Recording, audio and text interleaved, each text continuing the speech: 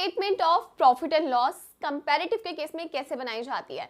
देखो अभी हमने बैलेंस शीट सीखी, बैलेंस शीट में एक चीज बहुत अच्छी थी कि भाई फॉर्मेट हमें बना बनाया बैलेंस शीट मतलब क्वेश्चन में दे रखा होता था, हम उतार देते थे। लेकिन प्रॉफिट एंड लॉस में ऐसा बिल्कुल नहीं है, हमें इंफॉर्मेशन इतनी कम दे रखी होती है, हमें फॉर्मेट में उसे चेंज करना पड़ता है। तो इसके लिए हमें फॉर्मेट समझना बहुत ज़रूरी है, अंडरस्टैंड करना, उसे लर्न करना भी बहुत ज़रूरी है, क्योंकि अगर आपको याद ही नहीं होगा तो आप नहीं बना सकोगे। ठीक है, तो अंडरस्टैंडिंग के साथ लर्निंग भी ज़रूरी होती है, तो दोनों चीज़ हमें यहाँ पे चाहिए। ये बेसिक फॉर्मेट जो कंपैरेटिव का है जिसमें 6 कॉलम बनते हैं सेम रहेगा। आपको ऊपर हेडिंग ज़रूर लिखनी है, बैलेंस शीट के केस में भी हेडिंग लिखनी है। Comparative balance sheet as on, जो भी डेट आएगी हमारी डेटेड वो आ जाती है। लेकिन प्रॉफिट एंड लॉस में comparative profit statement of profit and loss हम उसे बोलते हैं, और डेट के लिए हम क्या बोलते हैं, फॉर द ईयर एंडेड। ये मैं आपको बता चुकी हूँ कि जो बैलेंस शीट होती है उसमें एज ऑन लगता है, और प्रॉफिट एंड लॉस के केस में फॉर द ईयर एंडेड लगता है। क्यों लगता है वो हमें पता है, तो ये चीज़ आती है, तो आपको ऊपर ज़रूर मेंशन करना है। इसके अलावा आपको जो चीज़ समझनी है इस वीडियो में मैं वो समझाना चाह रही हूँ कि आपको ये समझ आना बहुत ज़रूरी है।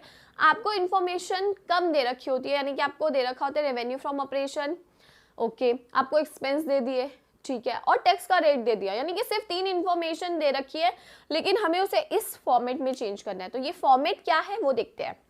अब देखो सबसे पहला फर्स्ट नंबर हम इस रो में बोलते हैं रेवेन्यू फ्रॉम ऑपरेशन। किसे बोलते हैं रेवेन्यू फ्रॉम ऑपरेशन को? रेवेन्यू फ्रॉम ऑपरेशन क्या होता है? Net sales. अभी हमने अकाउंटिंग रेशियो में पढ़ा ही है, revenue from operation means net sale. ठीक है, तो नेट सेल आपको लिखनी है, फॉर्मेट वही रहेगा, previous year, current year, changes आएंगे और फिर परसेंटेज चेंज आता है। ठीक है, हमें ये चेंज पता है कैसे आता है ना, करंट ईयर में से प्रीवियस ईयर लेस करके आता है, और डी कॉलम में जो भी चेंज आया है divided by previous year into 100। Okay, यहाँ पे मैंने फिगर्स ऑलरेडी ले ली हैं, अमाउंट ऑलरेडी लिया है, उसके पीछे रीजन ताकि हमारा थोड़ा टाइम सेव हो सके। अगर हमें क्वेश्चन में सपोज करो कि सिर्फ ये गिवन था 1, 2 और 3 इंफॉर्मेशन, और चौथी अगर हमें टैक्स रेट मानो 50%, सिर्फ इतना गिवन है। अब हमें इसे फॉर्मेट में बदलना है। सबसे पहले रेवेन्यू फ्रॉम ऑपरेशन होगा, सेकेंड कॉलम नहीं रो कहेंगे इसे हम, सेकेंड रो में आएगा अदर इनकम। अदर इनकम क्या होती है? कोई भी बिजनेस में देखो सेल के अलावा भी बहुत सारी इनकम हो जाती है, तो वो हमारी अदर इनकम कहलाती है। थर्ड जो हमारी रो बनेगी उसका नाम है टोटल इनकम, जो कि दोनों इनकम को प्लस करके आएगी। ठीक है, इसके बाद फोर्थ होगा हमारा एक्सपेंसेस। एक्सपेंसेस के अंदर बहुत सारे एक्सपेंसेस आते हैं, यानी कि मटेरियल से रिलेटेड आते हैं, आपके एम्प्लॉयज बेनिफिट एक्सपेंसेस आते हैं, आपकी फाइनेंस कॉस्ट आती है। तो अगर आप बुक में से फॉर्मेट उठा के देखोगे देयर आर मेनी एक्सपेंसेस। ठीक है, आपको उन एक्सपेंसेस को लिखना होता है। हालांकि क्वेश्चन जो आता है उसमें 2 से 3 ज़्यादा एक्सपेंसेस नहीं गिवन होते, तो अगर आपको 2 या 3 जितने भी एक्सपेंसेस गिवन है आप लिखोगे, और अगर सिर्फ एक ही गिवन है, नॉर्मली एक्सपेंस मेंशन कर रखा है, तो आप सिर्फ वो एक्सपेंस लिख दोगे, जिसको हम क्या कॉलम देते हैं, रो देते हैं फोर्थ। ठीक है, जिसको हम फोर्थ नंबर देते हैं बेसिकली। अगर 2 से 3 होंगे हम उन्हें प्लस कर देंगे, तो हमारे टोटल एक्सपेंस आ जाएंगे। ठीक है, अब हमारे पास टोटल इनकम है, टोटल एक्सपेंस है। नेक्स्ट स्टेप आता है प्रॉफिट बिफोर टैक्स, जो कि हम कैसे निकालेंगे, अपनी इनकम में से अपने एक्सपेंस को माइनस करना, यानी कि जो भी हमने इनकम का टोटल किया उसमें से एक्सपेंस माइनस होंगे तो हमारा प्रॉफिट आ जाता है। उस प्रॉफिट पर हम टैक्स की मिनिमम तो नहीं, जो भी टैक्स की परसेंटेज होती है वो कैलकुलेट करके टैक्स माइनस करते हैं, तो हमारा प्रॉफिट आफ्टर टैक्स आता है।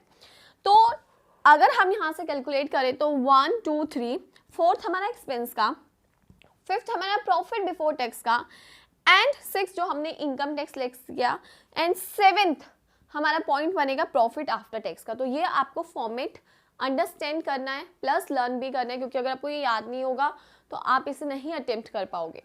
तो इस तरीके से रहता है। अब एक सॉल्व करके देखते हैं कि किस तरीके से किया जाता है। देखो हमें जैसे सपोज सिर्फ इतनी इंफॉर्मेशन ही गिवन है, आप कैसे करेंगे, हम लोगों को previous year current year given है, डिफरेंस निकाल सकते हैं। मैंने क्या बताया, current year minus previous year कितना आ जाएगा, 5 लाख। ठीक है, यहाँ पे 4 माइनस 2, 2 लाख। परसेंटेज अभी इधर का भी कैलकुलेट करते हैं, 24 माइनस 17 लाख, 24 में से 17 लाख गए 7 लाख। ठीक है, अब हम परसेंटेज निकाल सकते हैं ना, कैसे निकालते हैं? 5 लाख डिवाइडेड बाय 15 लाख, तो 5 lakh divided by 15 lakh into 100, देखो 0 से 0 तो कट ही जाएंगी, यह आएगा कुछ 33.33%। ठीक है, इसी तरीके से आप अगर 2/2 का निकालोगे तो 100%, सो ऑन कंटिन्यू, इस तरीके से हमें परसेंटेज निकालनी है। ओके, मैं आपको बेसिकली अभी प्रॉफिट कैसे निकालना है वो बताती हूँ। 2 - 1 1 लाख, ये हमारा एक्सपेंस हो गया, तो 1 लाख की परसेंटेज आप आराम से निकाल सकते हो। परसेंटेज का काम हम अपने आप कर सकते हैं, हम बेसिकली फॉर्मेट समझेंगे, कैसे सॉल्व किया जाता है उसे समझेंगे। अभी हमारे पास देखो इनकम है, एक्सपेंस सिर्फ एक ही है, तो हमें टोटल एक्सपेंस का इतना बनाने की ज़रूरत नहीं है, हमारे टोटल एक्सपेंस सिर्फ यही माने जाएंगे। तो चाहे अगर हमने ये नहीं भी बना रखा होगा, यही हमारे टोटल एक्सपेंस हो जाएंगे। ठीक है, इसके बाद फिफ्थ कॉलम हमारा कौन सा आएगा? Profit before tax. Profit before tax क्या होगा?